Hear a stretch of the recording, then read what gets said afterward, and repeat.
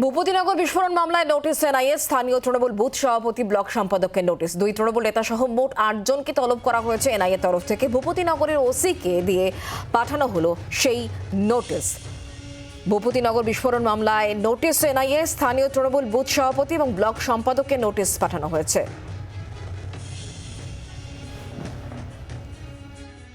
ভূপতিনগর বিস্ফোরণ কাণ্ডে এনআইএর তরফে 8 জন তৃণমূলের স্থানীয় যারা নেতাকর্মী তাদেরকে তলব করা হয়েছে, নোটিশ সেন্ড করা হয়েছে এবং তারপরেই কিন্তু রাজনৈতিক টানাপোড়েন শুরু হয়েছে। কারণ তৃণমূল কংগ্রেসের তরফ থেকে অভিযোগ করা হচ্ছে, ঠিক ভোটের মুখে যখন এমসিসি চালু হয়ে গিয়েছে সেই সময় তৃণমূল কংগ্রেসের যারা স্থানীয় নেতাকর্মী তাদেরকে টার্গেট করে কেন্দ্রীয় এজেন্সি বা এনআইএর মতন এজেন্সিদেরকে ব্যবহার করে তাদেরকে ঘর ছাড়া, এলাকা ছাড়া করে দেওয়া হচ্ছে রাজনৈতিক সুবিধা লোটার জন্য, এমনটাই তৃণমূল কংগ্রেসের তরফ থেকে অভিযোগ।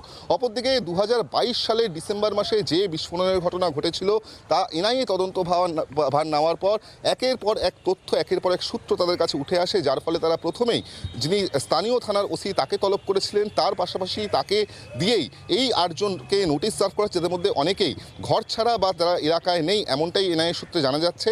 আপাততভাবে তাদেরকে জিজ্ঞাসাবাদ করে এই বিস্ফোরণ কাণ্ডে কী তথ্য উঠে আসে সেই দিকেই কিন্তু এনআইএ তাকিয়েছে। অপরদিকে তৃণমূল কংগ্রেসের তরফ থেকে যে অভিযোগ আনা হচ্ছে, এখানে বিস্ফোরক অভিযোগ করছেন কুণাল ঘোষ। বলছেন যে একজন এনআইএর এসপি পদমর্যাদার অফিসার, তিনি বিজেপির প্রার্থীর সঙ্গে বৈঠক করে কাদের কাদের নোটিশ সেন্ড করা হবে সেটা নিয়ে সিদ্ধান্ত নিচ্ছেন।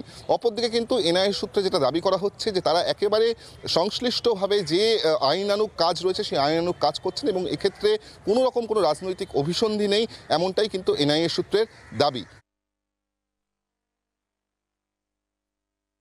চোরের মন পুলিশ পুলিশ।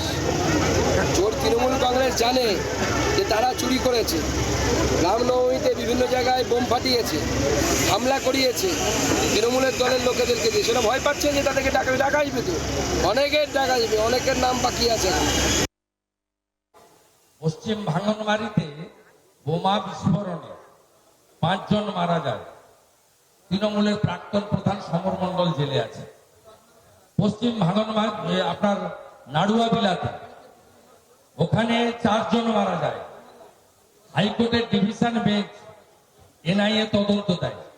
আমরা তো বলছি তো নোটিশ নয়, এই ব্যক্তিদেরকে গ্রেপ্তার করা উচিত। এনআইএ অবহেলা করছে, অবিলম্বে গ্রেপ্তারের দাবি করছে। তৃণমূলের যদি লজ্জা থাকে আগে বলুন যে বোমা বাঁধতে গিয়ে বিস্ফোরণ ঘটেছিল কেন 4 জন গ্রামবাসী সেখানে বিস্ফোরণে তাদেরকে মৃত্যুর মুখে পড়তে হয়েছে। বাংলার আওয়াজ, বাঙালির আবেগ, জি 24 ঘন্টা।